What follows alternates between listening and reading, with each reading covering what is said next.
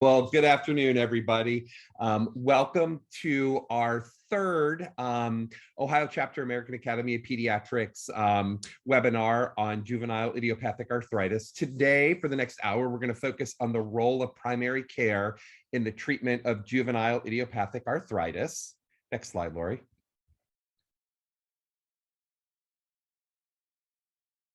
So my name is Chris Peltier, and I have the pleasure of serving as your moderator today. And I am the president-elect of the chapter. And it is my pleasure to introduce Jennifer Huggins, who is a pediatric rheumatologist at Cincinnati Children's and is our content expert for this program. And she is the Pediatric Rheumatology Fellowship Director at Cincinnati Children's. Next slide, Lori. So just to kind of let you know some other additional opportunities, we are launching our JIA virtual journal club launching tomorrow, in which you can get 20 points of Part 2 MOC credit. And we will be emailing out information on how to participate in that. It's very nice. It's an asynchronous journal club. Dr. Huggins and I have selected 10 articles, sort of spanning the gamut of care with kids in JIA. And so you will take a pre-test, you will read the articles, and then there's a post-test, and that's pretty much it. So it's a pretty easy way to learn and to do it at your own pace and to earn some MOC Part 2 credit. The fourth and final of our JIA training webinars is going to be next month, February 23rd, also during the noon hour. And we're really excited. We're going to do a sort of a multidisciplinary panel discussion on chronic pain syndromes. So in addition to Dr. Huggins, we have one of her colleagues, Dr. Tracy Ting, who's a pediatric rheumatologist. We have a psychologist that is an expert in pain management, as well as some parents and also some patients. So we hope you can join us. And there is the link to register, and I will put that in the chat box a little bit later. And if you missed our first two webinars, the first was a case-based overview of JIA, and our second one was how to effectively and efficiently differentiate between inflammatory and mechanical joint pain. Those links are there, and you can also find those on our website, ohioaap.org. Next slide. So our disclosures, this program was really made possible by a research grant from Pfizer, hoping to improve immunization rates among adolescents and children with immunocompromising conditions. And I will, this isn't really a disclosure, it's really sort of an asset. Dr. Huggins, in addition to being an expert in pediatric rheumatology, also spent 12 years as a primary care provider. So she knows what it's like to sort of be in the trenches with us, and really throughout this entire series has really tried to focus what we as primary care providers need to know when we're seeing the kids that we share with Dr. Huggins and her colleagues. Next slide. Our objectives, we're going to hopefully understand the term biologic response modifier. We're going to know that immunocompromised children should not receive live virus vaccines.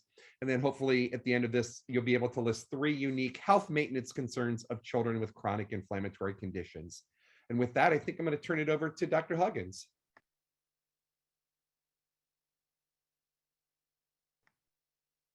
Jennifer, you're muted. Oh, that might have been the best, but yeah, sorry about that. Anyway, probably the biggest disclosure that I have today is that there's a lot of information in these slides, and the slides will be available to you and a resource to you. But we want to save enough time at the end because we have a child and her parents that will be joining us towards the end, so that you can ask them questions and really and ask questions of us as well, but sort of really understand what it's like from a patient and a parent point of view as well. So I apologize at the beginning, but I think that I can demystify some of the nomenclature that we use when we talk about autoimmune versus autoinflammatory syndromes with this little brief introduction. And it's an introduction that introduces why we have the medications that we have and how they work. So next slide, please. So you probably hear us say, well, this is an autoimmune disease, and that would be things like lupus or most forms of JDM.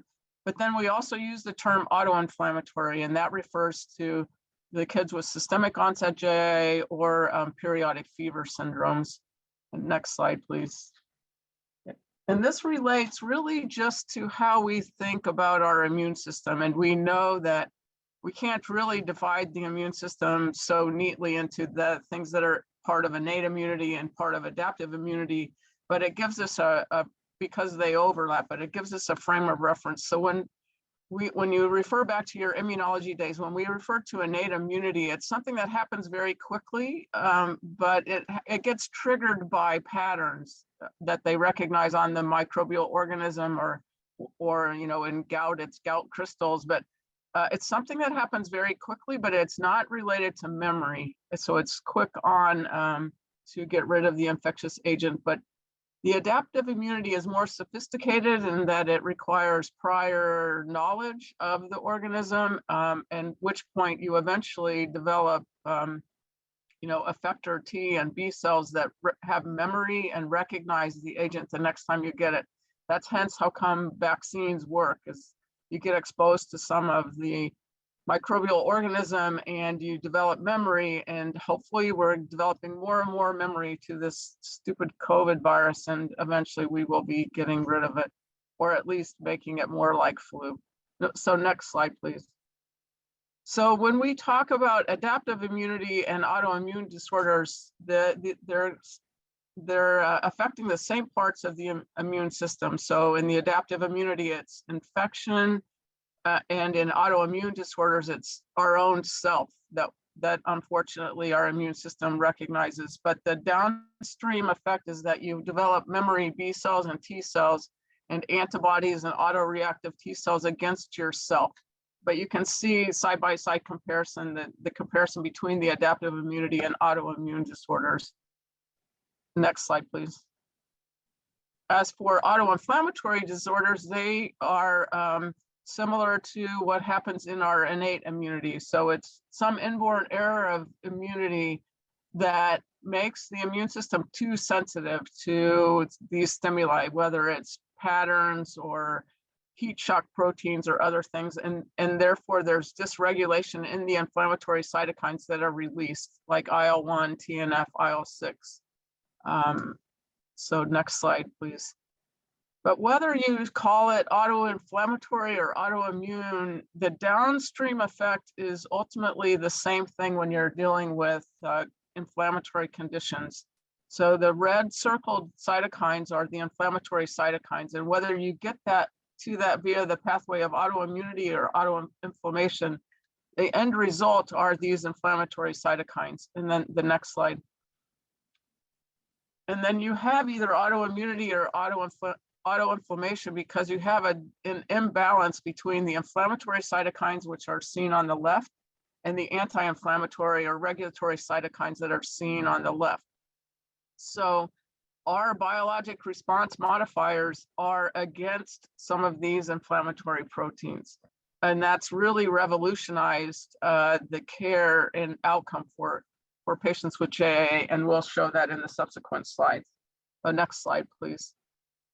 So the end result, though, is if you have too many inflammatory cytokines, what goes on in the joint is, you can see on the left-hand side, the synovial lining is like one cell thick of these synoviocytes, and those are what make the joint fluid. And normal joint fluid is like oil, it's thick and lubricating. But on the right-hand side, as you can see, the synovium gets thickened with all these inflammatory cells, and it has neutrophils, which are part of the innate immunity. It has plasma cells and B cells and T cells, which are part of the autoimmune part of inflammation. And the end result is that you get this thickening of the synovium, this pannus or sort of fat-like production, which is filled with all these inflammatory cells. And then you get joint fluid that is overproduced, but it's not healthy joint fluid. So when we remove the joint fluid from an inflamed joint, it's like water. It still has a little sticky quality, but it's like water.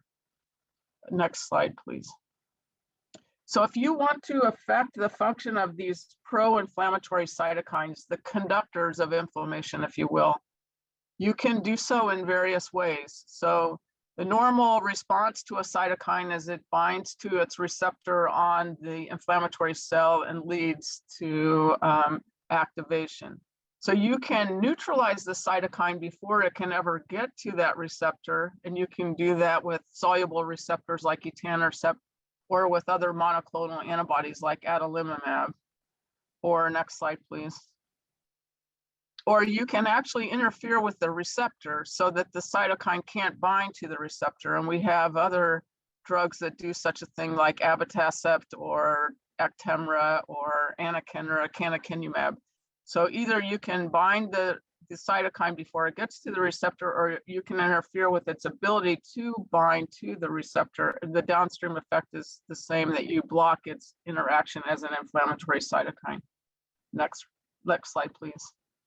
So this is nomenclature. The suffix of the monoclonal antibody will tell you a little bit about that antibody.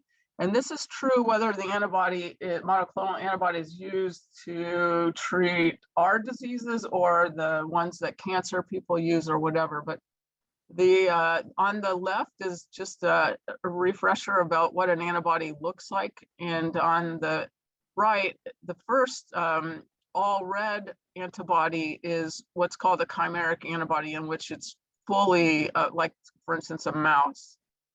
If the suffix ends in an X, like infliximab, then the red portions that you can see on this monoclonal antibody are the portions that come from a mouse.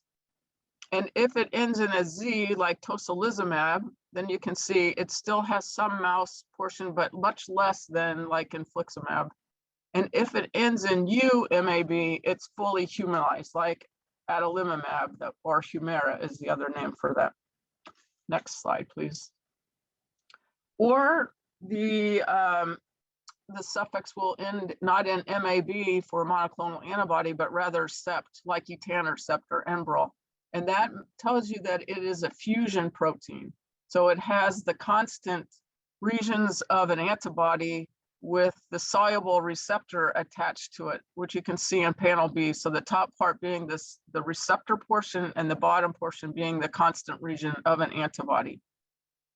Next slide, please. And then, of course, we have newer, what are called oral small molecules, which are these JAK-STAT inhibitors. And we won't talk too much about them today, but you hear them advertised on TV, tofacitinib, Xeljanz.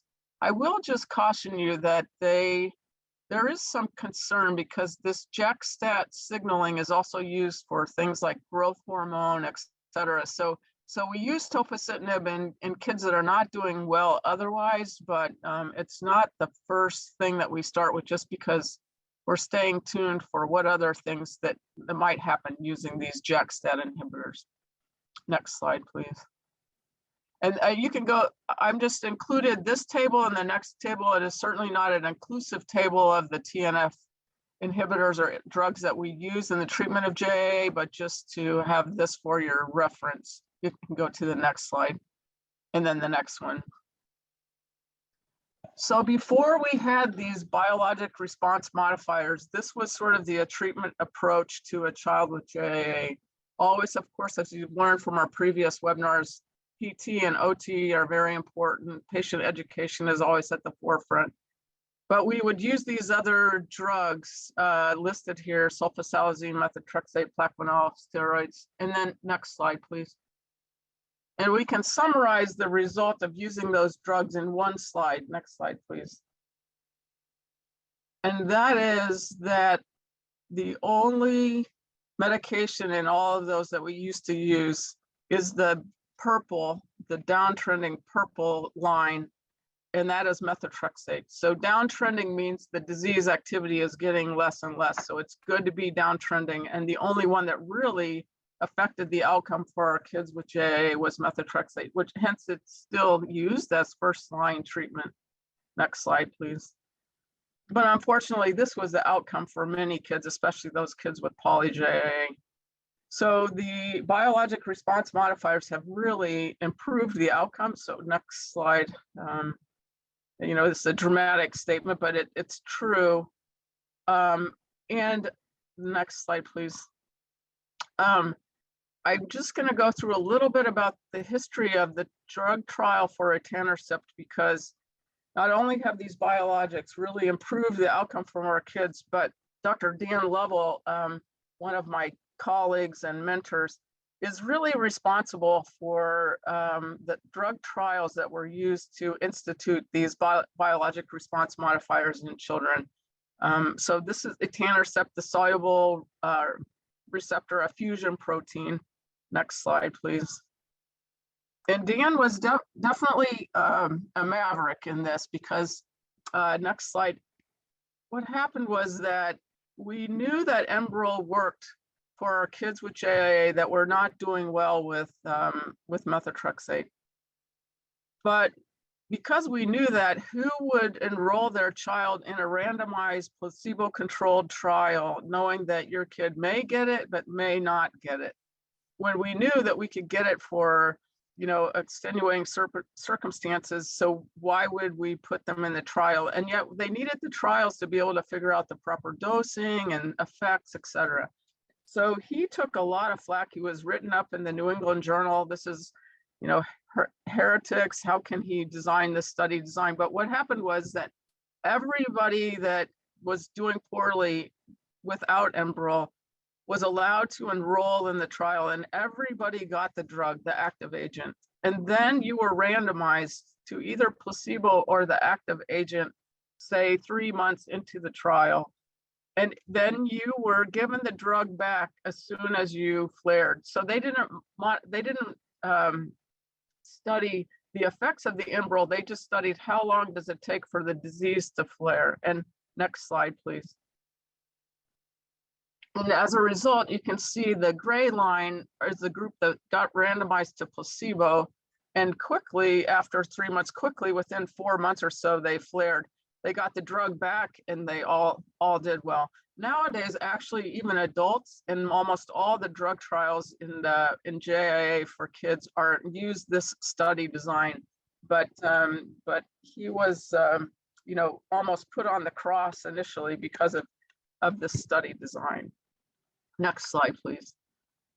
So now our approach is we still start with methotrexate and nonsteroidals, but we very quickly go to the biologics because there are studies that will say that the more aggressive you are in the beginning, the more quickly you get the disease under control, that the better the outcome, the less likely they need to remain on therapy, et cetera. Which is also why we're very happy to be able to, to help with recognition of JA early on, which you guys are in the forefront and helping us do, so that the sooner we get going on the treatment, the better. Next slide, please. And then this slide always gets me teary-eyed, but this is the result now. Kids are going to camp without assistive devices and are rock climbing. They go to the doctor a lot more than they used to, but the outcome is amazing. Okay, sorry about that. Next slide, please. So this is for you, Chris. All right, so we're going to try to make this a little interactive. We've been listening for a while. So this is a case that you are seeing Sophia in your office, and you refer her, she's a 4-year-old female, to rheumatology because she presents with a limp. She is diagnosed with polyarticular JIA. Dr. Huggins reassures the parents that because of newer therapies, the outcomes for children with poly-JIA are good. Now, which of the following is true? And if you just want to put in the chat box sort of what you think the right answer is. Number 1, the medications will not increase her risk of infection.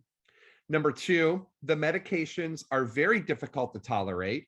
Number 3, the newer medications are very cheap. And number 4, Dr. Huggins should not be trusted. So if you just want to put 1, 2, 3, or 4 in the chat box.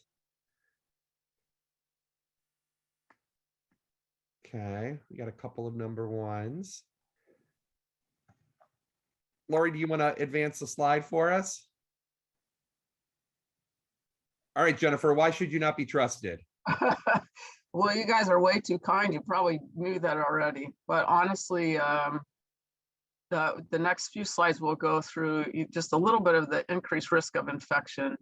The medications are not at all difficult to tolerate, but they are outrageously expensive, which is why we start with methotrexate first. So, for instance, one shot of Humira is probably $3,000 or $4,000. So it does require help from both the insurance company and the pharmaceutical company. Next slide. there's too many reasons not to trust me we would need more than this hour. So, but to study the risk of infections was a little difficult because, we weren't really, they weren't really without the drug for very long. So you couldn't really compare the two. But in national registries with high numbers, like in Britain and Germany, it does point to some increased risk of infection for patients receiving biologics. Next slide. And so the enthusiasm for the biologics is tempered a little bit, but the main infections that they're at risk for are reactivation of TB and hepatitis B, and we'll go through that. Somewhat increased risk of viral infections, but mostly it's TB and hepatitis B, and in our region, histoplasmosis. Next slide, please.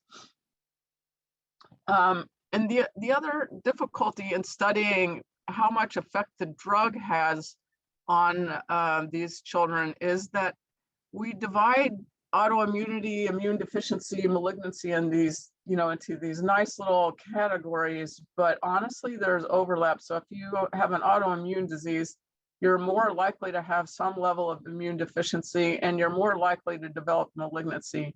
And the same, if you have malignancy, you're more likely for autoimmunity, immune deficiency, et cetera. So next slide, please. So in a big cohort of ADHD kids versus JIA kids that had never been treated for JIA, there was a rate of infection in the JIA kids of 0.3 per 100 person years versus those with ADHD, which was only 0.13 per 100 person years. So just reiterating that just having JIA alone, whether you use a medication or not, does carry some increased risk of infection.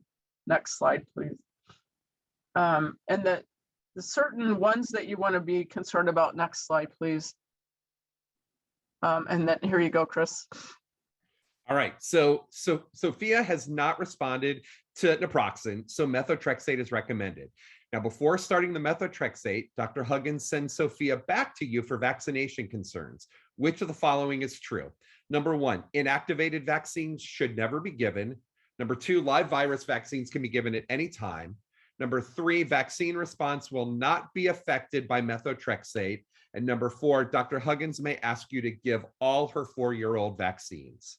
So again, if you just want to quickly enter your response in the chat, and then we'll let Dr. Huggins educate us.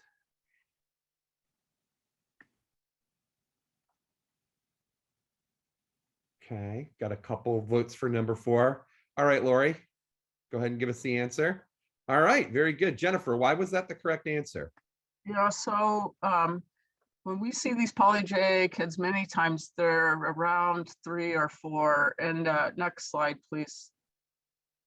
And, this is just daunting if you're a specialist, how you guys are able to give all these vaccines and keep them on track. And so there is a schedule for you, but we know, like, if we're adding methotrexate or one of the biologics, that we're probably going to have them immunocompromised for a while, and they're not going to be able to receive the live virus vaccines, or they may not respond quite as well to the other vaccines. So if they are not in, real trouble, we will call you and ask you to, even if they're 3.5 or so, we'll ask you to give all the vaccines that you give somewhere between 4 and 6. Otherwise, we run into difficulty sending them to daycare and preschool and kindergarten, et cetera. And next slide, please. So here's just a few recommendations about the timing of vaccines. So it is ideal if you can give all the vaccines at least 2 weeks before you start therapy. And the live virus vaccines, it's ideal if you can give them 4 weeks in advance, although we will probably settle for 2. Just once they are immunocompromised, please don't give them live virus vaccines. I know a transplant kid got a chickenpox vaccine and it delayed the transplant by a month because they can actually get the actual disease from the live virus vaccines. And of course, we always encourage yearly flu vaccine, and now, of course, COVID vaccines as well. Next. And then this is just, that the immunocompromised patients the household members can still, we definitely encourage them to get an annual flu vaccine, because that's the most likely way that the child will get flu is from the family members. And then these are just some recommendations. Basically, the only vaccine that's live that the household member should get is oral polio, and I know we don't really give that anymore.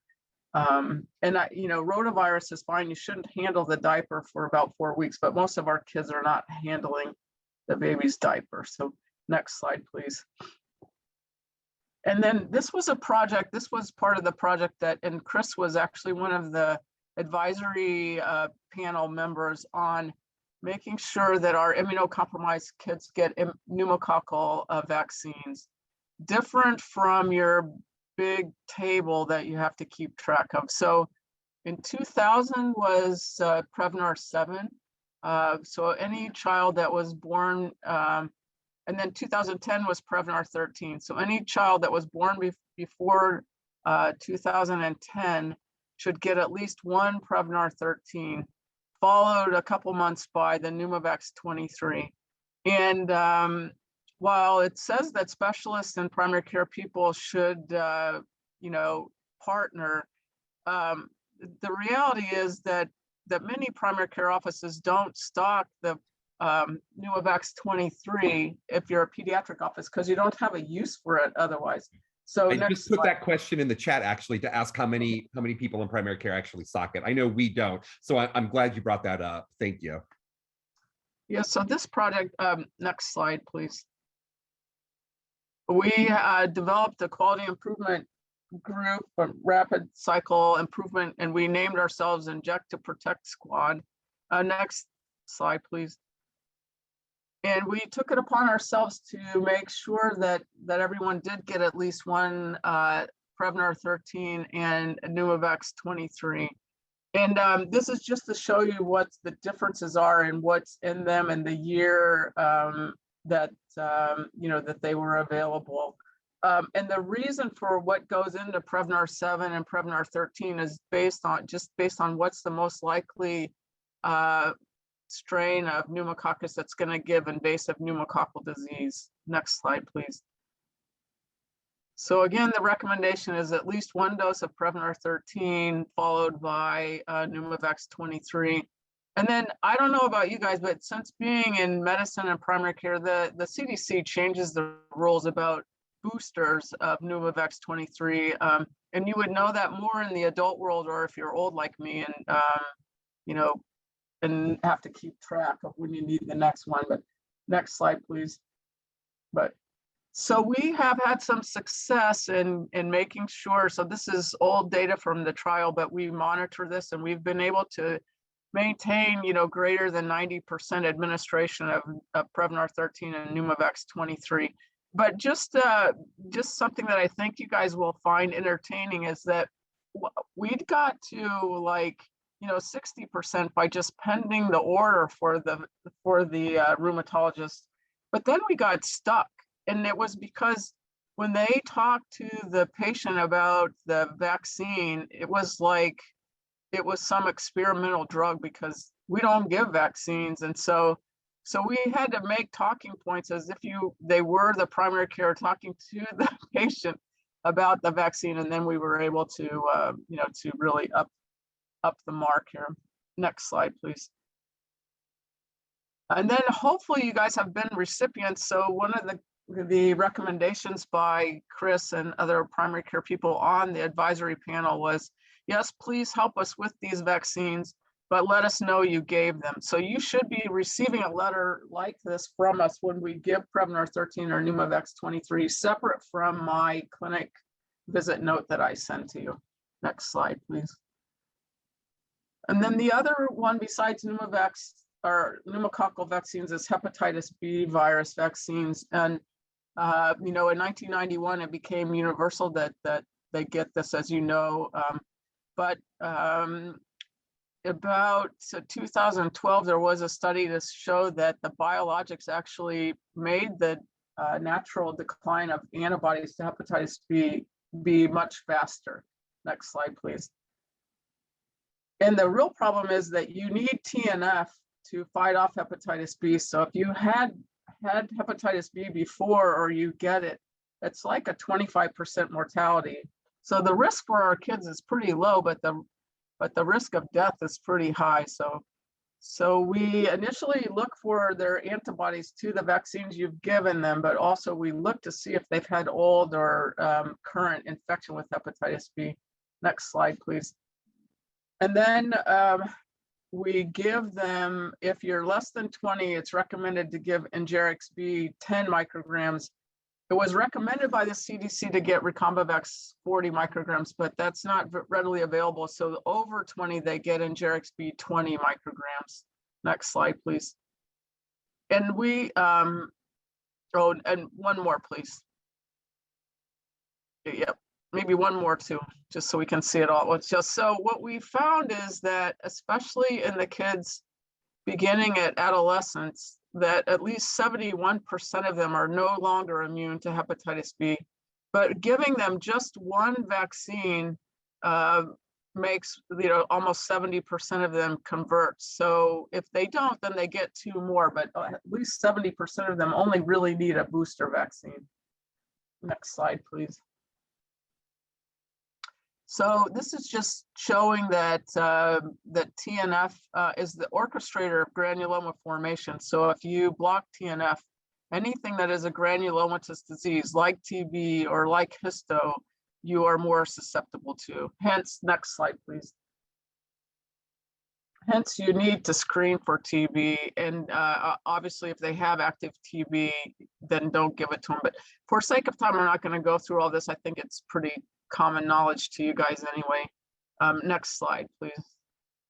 And then the other, about 5% of our immunocompromised patients will get chickenpox or herpes zoster. I think the most important thing about this is it's a live virus vaccine, so don't give it to the kids. But also, if they get chickenpox, it's very important that you get a hold of us, and we sometimes then get a hold of ID. It used to be an automatic admission because they're at risk of disseminated disease, but sometimes now you can still treat them at home with oral antivirals, but we do need to be notified quickly. I do believe that this is also part of maintenance of certification PEDS. It's a question as well, but next slide, please. And then fungal concerns, we've already talked about it. Of course, in our area, the biggest is histoplasmosis, and that's needs granulomas to get rid of it as well. So TB or blocking TNF becomes a big consideration. Next slide, please. So what about growth concerns in our diseases? Next slide. All right, so Sophia has now grown. She's 10 years old. Her pIJA has been controlled with etanercept for over 1 year. Dr. Huggins sends her back to you for concerns about poor linear growth. All right, which of the following is true? And again, enter your responses in the chat. Number one, everyone on etanercept will eventually reach their maximum height. Everyone with pIJA is short. Number three, there is nothing that can be done. Or number four, refer to endocrinology.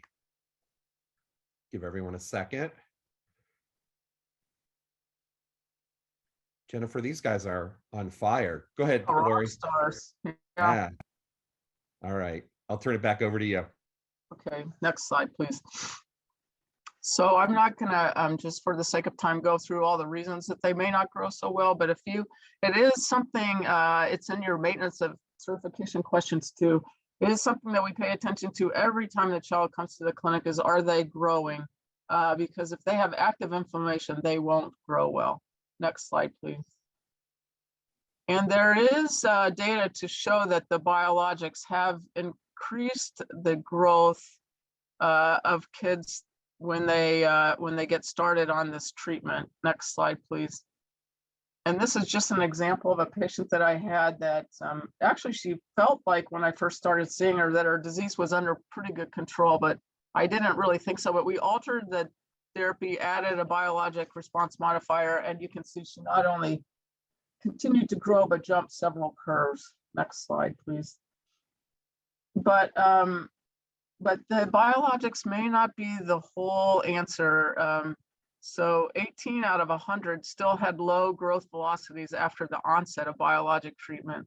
And therefore, next slide, as you guys already chose, it can be beneficial to send them to endocrinology at the key time because many do benefit from growth hormone. Next slide, please.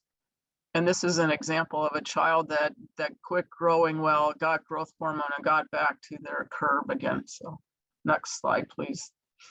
What about malignancy in rheumatic diseases? Next slide.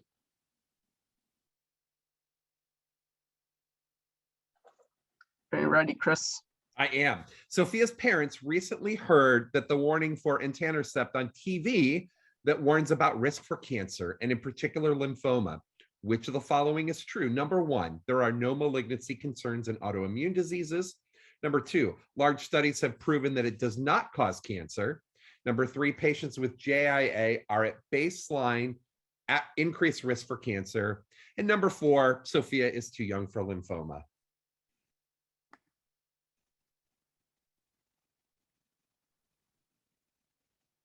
Go ahead, Lori. Jennifer? That would be true. You guys are amazing. So again, next slide, please. You listened well to the first slide that, you know, that they're not so separate. Next slide, please. But there is this risk, and so where we need help from primary care is in the things that you guys do well. So all the cancer prevention things, of course, you encourage kids not to smoke, cervical screening for cancer, getting the HPV vaccines and hepatitis B vaccines, all can help prevent cancer risk. And then the next.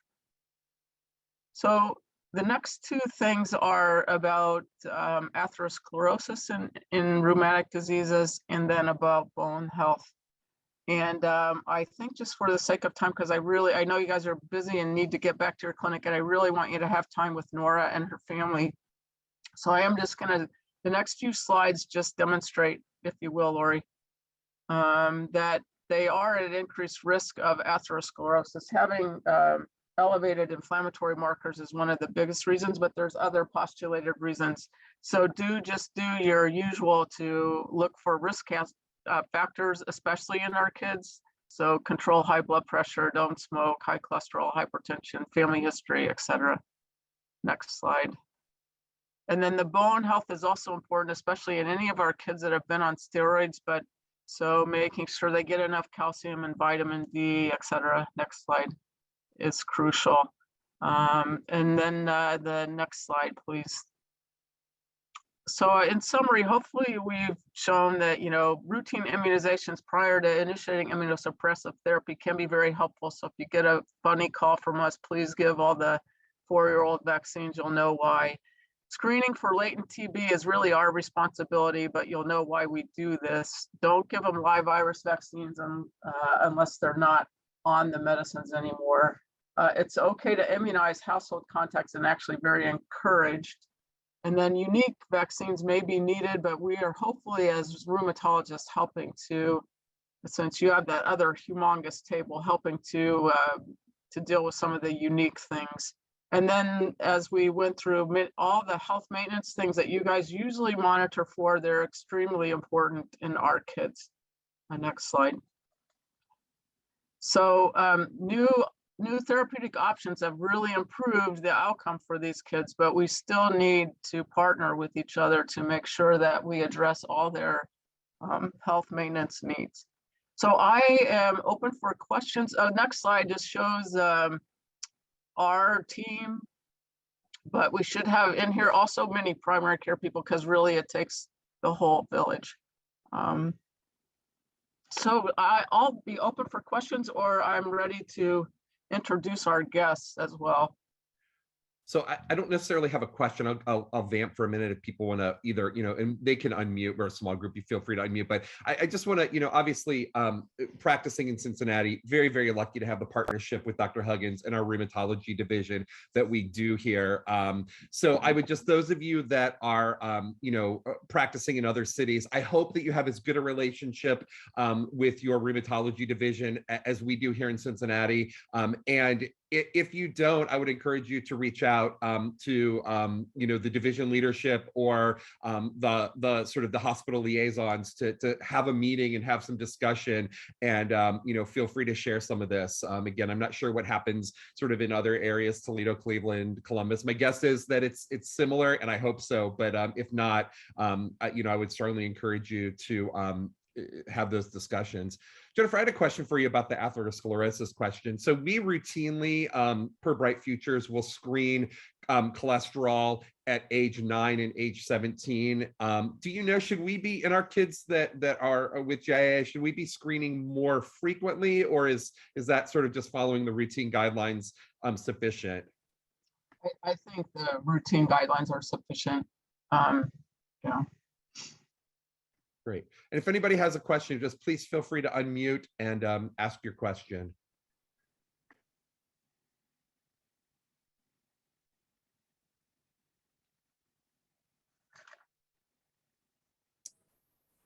Hi, it's Kyle Mudd from Cleveland Clinic. I had a quick question about immunizations with pneumococcal and hepatitis B.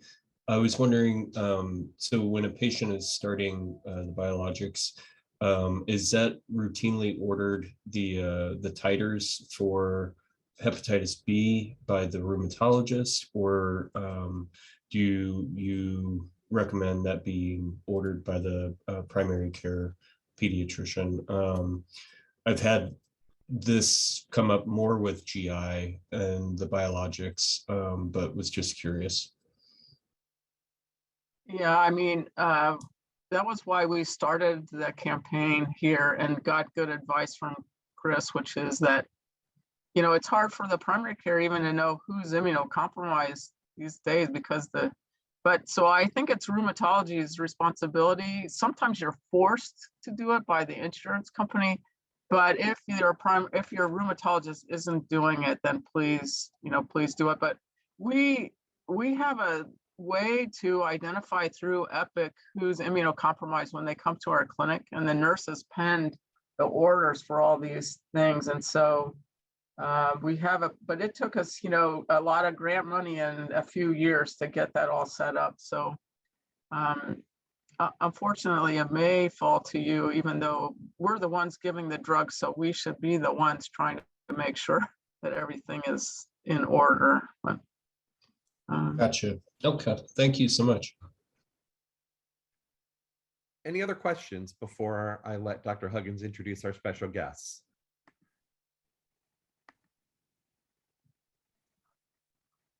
And we should have some time at the very end too, if you have another question. So, all right, Dr. Huggins, I'll turn it back over to you. all right. As you can tell, I get pretty passionate about these things, so just ignore my tears if they come through. But I don't know if there's anybody that's taught more trainees or me in our clinic than Nora.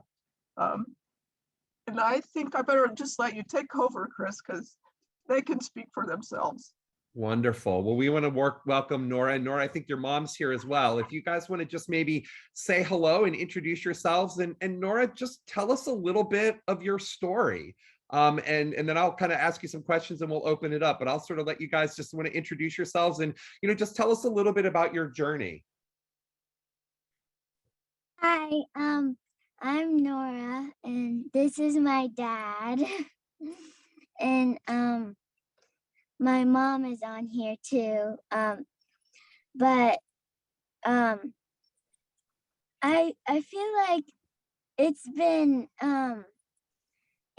really hard having arthritis, but it's not like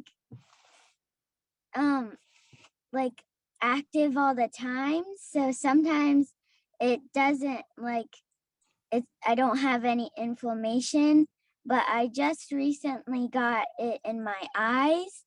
So I'm on Humira now for to stop the inflammation, and it's been working really well. Awesome. Nora, how old are you? I'm 10. And how old were you when you were first diagnosed with arthritis? I was 2 when I first got diagnosed. Thank you. Can I maybe ask, again, you've got a lot of primary care pediatricians on the call with us. And, one of the things, I always, again, I'm not going to be the one prescribing all of these very fancy and impressive drugs that Dr. Huggins presented. But what I need to know and what my colleagues and friends need to know is sort of what we need to watch out for. So I know you probably don't remember it when you were 2, but maybe your mom or dad could kind of share sort of, what symptoms you had and sort of, why they went to their pediatrician and kind of talk about sort of getting to see Dr. Huggins. I'll speak and then I'll let Sarah chime in if she wants. Actually, this just popped up in some of our photo memories. It was probably about this time of year when she was 18 months old.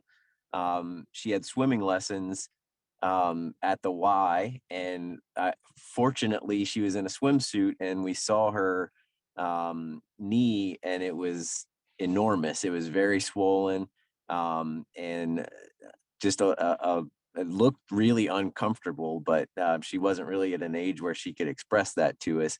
I believe we took her the next day to her primary care physician. And if I remember right, I think it was the summer, maybe like July or August, by the time we made our way to rheumatology, after several stops along the way. And we were finally diagnosed at that point. So I'm thinking it was like summer when the actual diagnosis took place. Yeah, it was in August, and what we didn't realize was that her inflammation was actually in both knees, but the left one looked so much worse that it was the discrepancy that we noticed. So we thought it was an injury, and took her in for x-rays at first, and then kind of went to orthopedics from there. And then looking back at the pictures too, we can see that her left leg was definitely longer than her right. So definitely something to watch for. The rheumatologist found that right away. And because with the inflammation, obviously it grows faster. So she ended up having it in her thumb and ankle as well. She had a trigger thumb, and we actually were seeing an orthopedic surgeon because of that. And Dr. Huggins said that, no, that's related to the JIA. And sure enough, once she was on methotrexate for a while, that straightened out. Her knee inflammation went down, her leg discrepancy evened out. And methotrexate did the trick for us initially. And she actually was in unmedicated remission for a few years, I think maybe 3.5.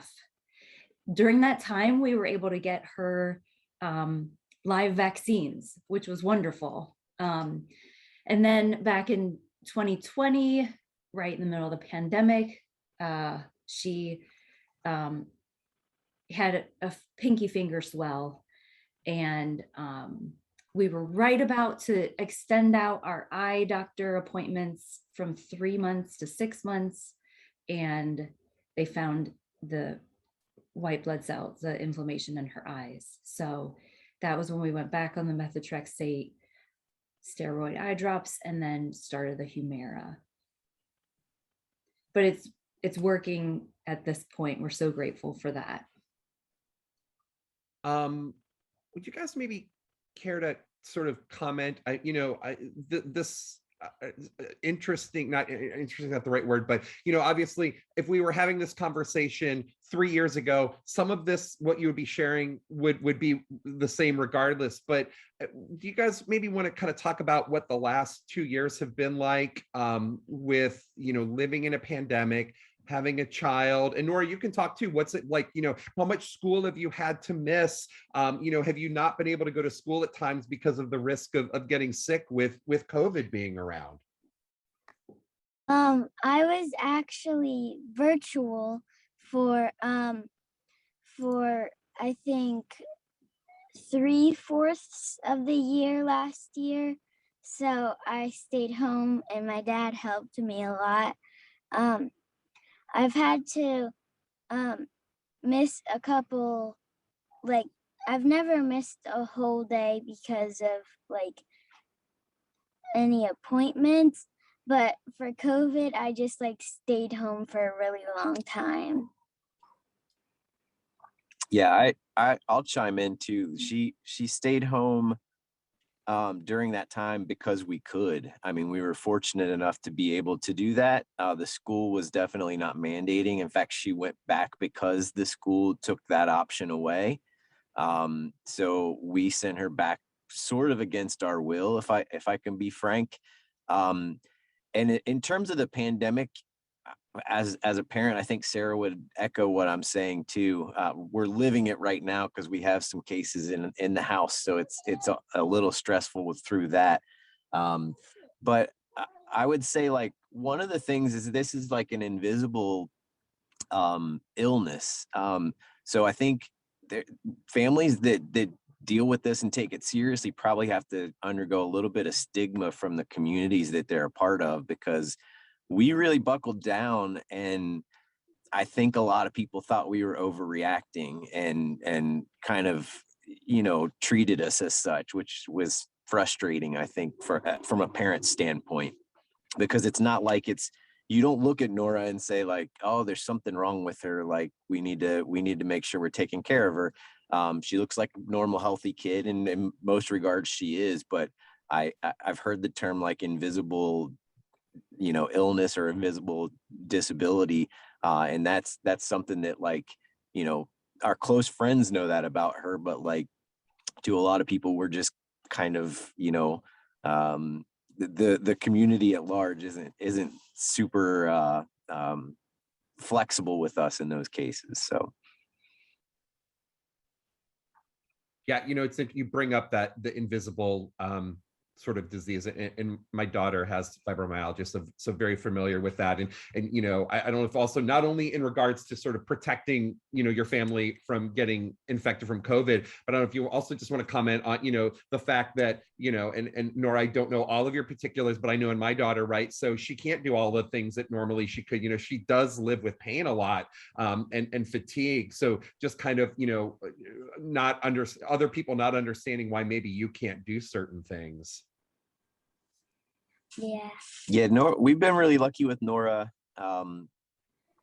in terms of her being able to do what a lot of other kids were doing.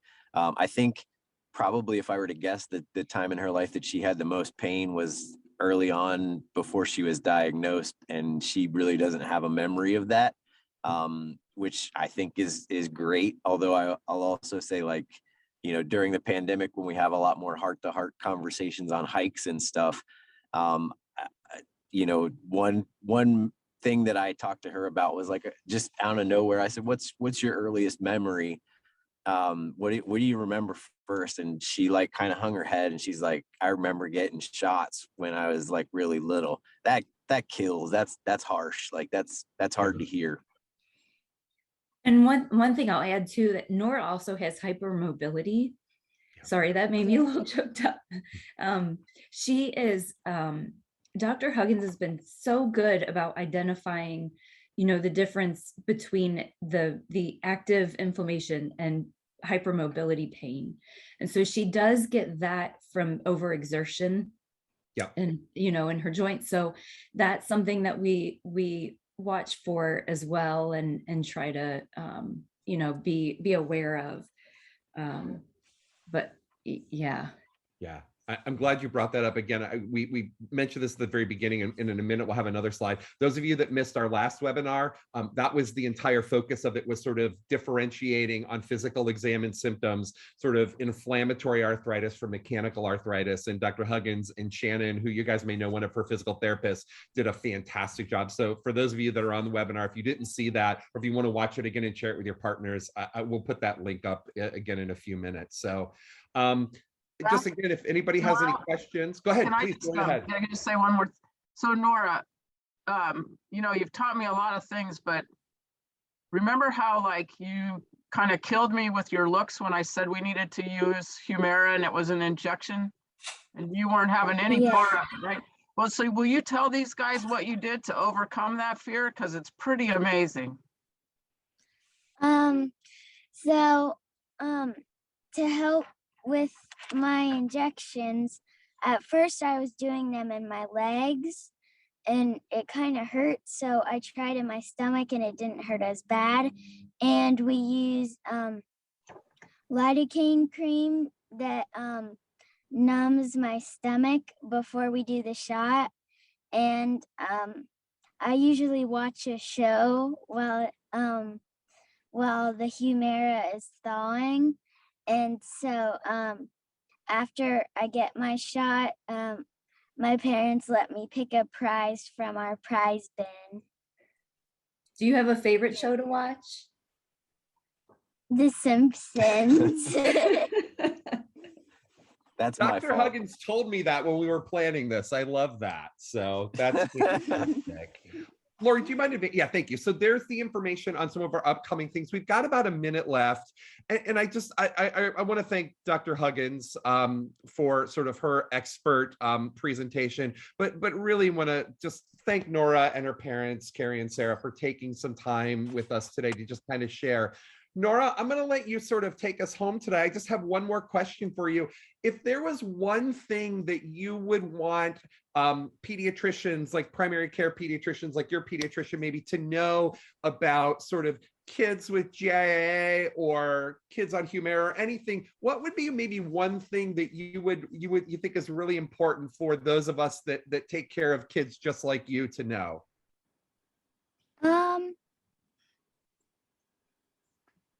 Maybe and you can ask your mom or dad to kind of help too if you want. That would be fine. with something.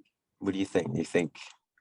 I think it would be good to let people know it's not easy, but you can definitely be braver than you think. That's one thing I think you've learned, isn't it? Yeah. And that carries over to other things too. Yeah. Yeah. Yeah, you have to be really brave because from my experience, I've gotten a lot of shots. So And blood draws, which are tough and blood too. draws. And I'm sure you go to a lot of doctor's visits and a lot of therapy visits. So Yeah. well, thank you so much, and just so glad to have gotten to meet you, and for you and your parents to share their story. And again, I think it's going to make a huge difference that we can take what you've taught us and we can take better care of kids just like you. So really want to thank you very much. And with that, again, there's information on our next webinar. We hope you can join us. Our journal club starts tomorrow. And again, you look for an email from Lori from Ohio AAP with some information on upcoming events and how to claim credit. So guys, thank you so much for joining us today. Have a great day, and we'll see you in February.